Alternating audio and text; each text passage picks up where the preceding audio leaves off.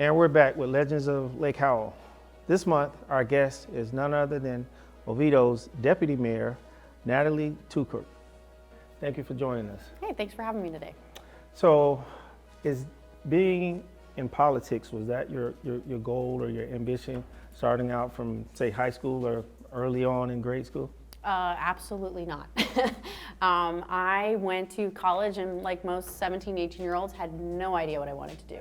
So I actually got a degree in mechanical engineering, worked in that field for a while, and then did kind of a life pivot to work on my work-life balance. And in the past year, I've been opening up my new small business, the wedding venue. And in the process of doing that, I got really interested in local city politics, how that code works on starting a business, and I saw it as a way to give back. So that's kind of how I launched myself into politics here. So what did you do as a mechanical engineer? The first 3 years out of college, I worked for a company called HRST. The big giant buildings you see if you drive by a power plant are called HRSGs, they're boilers. So I spent a couple years traveling and crawling through, getting covered in rust head to toe, inspecting and trying to help plants improve their operating boilers. And then after that, I kind of pivoted to the desk job where I started designing power plants. So that's what I did with engineering. So that's an you use the word pivot, so I'll use that word. That's an interesting change from going from mechanical engineer to mayor, or deputy mayor. Sure. How did that happen? Well, so like I said, so I was in engineering, right? Yeah. I have 2 little kids. I really wanted to work on work-life balance. So I kind of wanted to swap out of the normal 9 to 5 and do my own thing and work for myself. So I started looking into opening up a wedding venue, which I know is like a huge change of subject really. But I really wanted to do that, and in doing so and figuring out where do I want to put a venue, how does it work on doing that. I looked a lot into city codes and how it works on zoning and things like that, which directly correlated to engineering. I found a lot of interest there, and I am always a huge advocate for giving back to your community. So I saw a way to insert myself and be able to do that. So that's when I decided to run for office and get involved here. I'm in my 2nd term, and I've been giving back for the past 3.5 years that way. How long is a term? Our terms here are pretty short. They're 2 years. So every 2 years every year we're running for re-election for the next one. So I'll be up again next year. So what does a day look like for you in terms of your job here, your role as a deputy mayor? So city council positions are part-time. They say that, but I feel like it's full-time.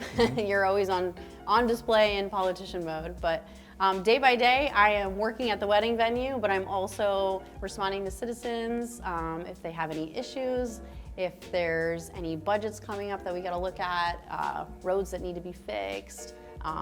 The city is in charge of police, fire, public works, parks and recreation, the finance of the whole city. There's a lot that's involved. So as things come up, we address those.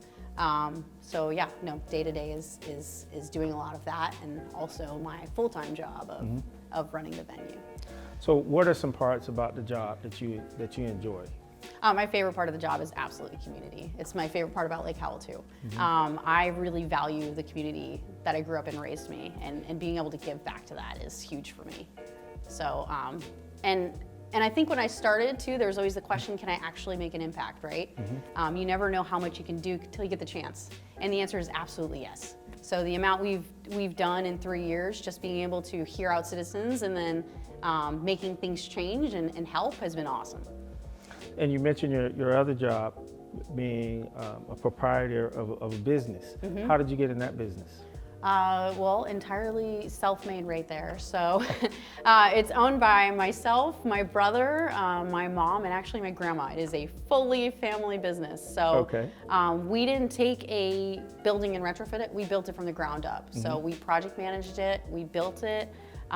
We learned how to market ourselves, how to getting customers, how to make a good experience, how to put on good events. So huge learning curve, but no, it was entirely, going back to grit, right?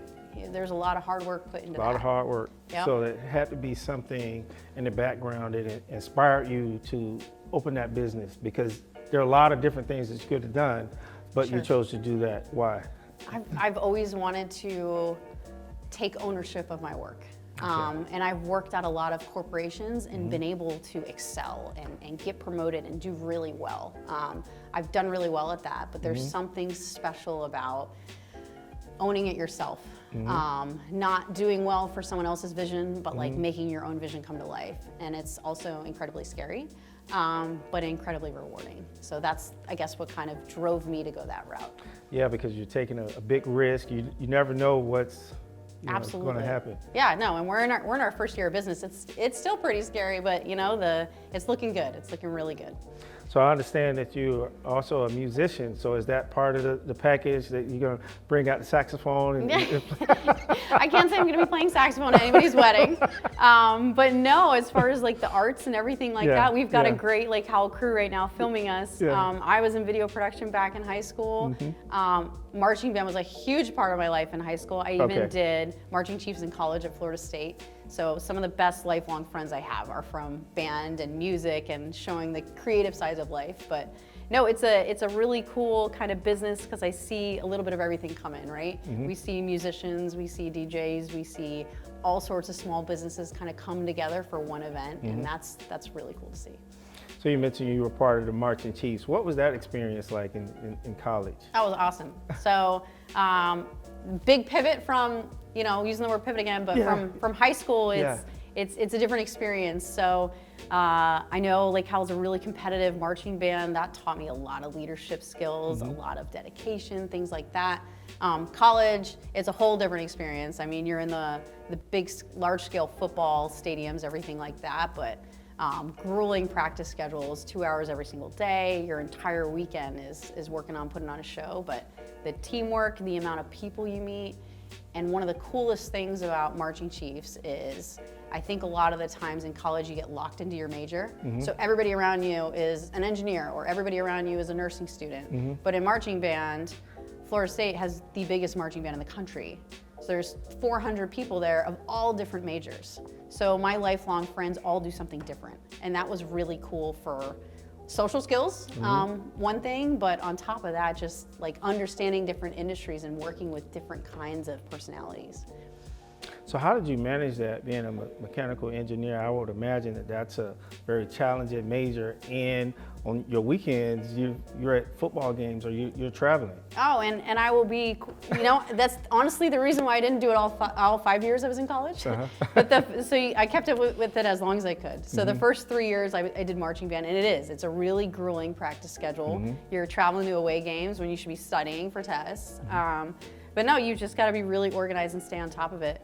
And when I left my fourth year of college, it was pretty much because all of the engineering groups were meeting between that 4 to 6 period where I had marching practice, right? And I couldn't keep letting down my teammates, so I swapped over because I don't sit still. So when I left marching band, I joined the crew team. So I started rowing because that's at 4 in the morning. And it's not going to interfere with anything because everybody else is sleeping like normal people.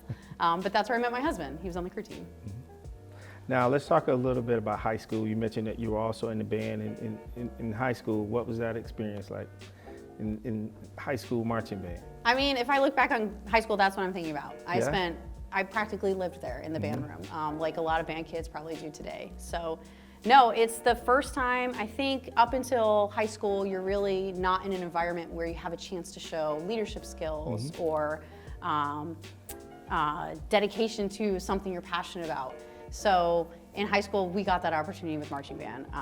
We were super competitive. We also gave up a lot of our time practicing, going out to competitions, and really putting your heart into something for something you're invested in, and I really cherish those memories, and they've taught me a lot. Other than band, did you do any other extracurricular activities? Yeah, no, I am someone who really likes to try new things. I was in the Asian club. I like to try new foods. I was on the lacrosse team. So I did a lot of TV production stuff. So I would say second in line to like my passions in high school was video production. I did a lot of that too. So no, trying new things and meeting people in different groups has seemingly been a trend in my life. What was your favorite subject if you had one in high school, if you could select one? I mean, we're gonna go right back to band. We're gonna go back to band. I practiced like 6 hours a day. I loved playing music. My second to that for academics would be math, which tracks with ending up getting an engineering degree. If you could select a teacher that had the most profound impact on you today, if there was someone at Lake Howell High School, who would that have been? Ooh, I mean, that'd probably be Mr. Layton. He was the band director. The band director. Yeah, no, I mean, as far as like work ethic, working with other people, leadership skills, I use all of that today. As far as non-band, I would probably say Miss Bouch. She was my geometry teacher, and I don't know that she had the most typical style of teaching, but she really made a scientific subject really fun. So no, just learning from those teachers definitely had an impact on my life. So if you could describe your experience at Lake Howell, if you could pick like one word that would describe it, or you can use more than one. What word? See, I feel like that's on the spot. One word. Well, it could be more than one. Yeah, no, I mean, I really did value my time there. I think it helped shape the person I am as far as giving me the first opportunity in my life to showcase who I am and take ownership of the things I was doing. So, I mean, as far as picking a word, that's a little difficult. Good? So if there's... Enlightening? Enlightening, okay, we'll take that. If there was some information or advice that you would share to, if you look back at yourself in 9th grade and knowing what you know now, because you had a vast amount of experiences, what would you say to yourself? Sure. My first thing, I think I put an incredible amount of pressure on myself to decide what I wanted to do with the rest of my life at the age of 17 and 18. And I think that was common among people in school with me. And looking back, like, there is no need for that. I am 32 and I still don't know what I want to do with the rest of my life. And I think that's so common. So I would say it's okay if you don't know what you want to do. I would say chase what interests you, see if it works out, and if not, try something else. Just keep going for it. And the other thing I'd say is something my mom said to me that stuck with me and I still keep in my head is don't fire yourself. There's a lot of times when I meet younger people who have imposter syndrome or like, oh, I don't want to, no one would hire me to do that, or I shouldn't try to do that, it might not work out. And she said, don't fire yourself, let someone else do that. So don't be afraid to step up and try something, even if you don't think you're ready or there for it. It might just work out. So those are probably the two things I would tell 9th grade old me. And the last thing that we have, and we'll end it here, is it any advice that you could give our students at Lake Howell High School? Don't be afraid to try. I mean, that goes right in line with what I just said, right? Yeah. And try new things. Try things. If the reason you're ever not doing something is because you don't think you're good enough to do it, or you're scared to try it, put that away and try it anyway. Be willing to fail. There's so many times in my business where I'm someone who like refuses failure, and my husband corrected me and he's like, oh, absolutely not. You fail all the time.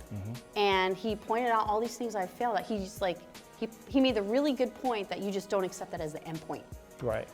So if you ever see people succeeding or getting things done with their life, it's because they failed so many times that they didn't stop. So whenever you hit a bad part of your life or you're failing, that's just not the end point. Keep going. So yeah, that's what I would say to do in high school. Just keep trying. Life will work itself out, and be ready for the ride. That's a perfect ending. And thank you again for joining us. Absolutely. Thank you for having me.